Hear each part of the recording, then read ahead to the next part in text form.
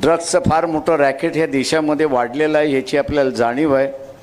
अडाणीचं असणारं पोटबंदर जे आहे त्या पोटबंदरमध्ये मध्यंतरी 18,000 कोटीचं नार्कोटिक्स पकडण्यात आलं होतं आणि एकालाही पकडण्यात आलेलं नाही, अशी असणारी परिस्थिती आहे.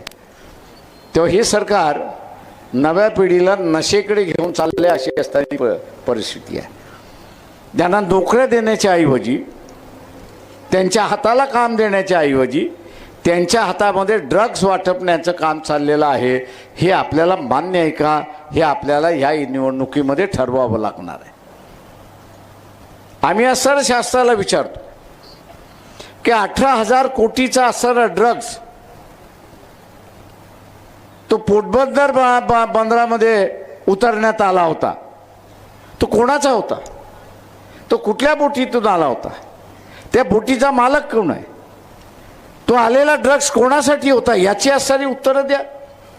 त्याची काहीच उत्तरं आपल्याला या ठिकाणी मिळत नाही आहे.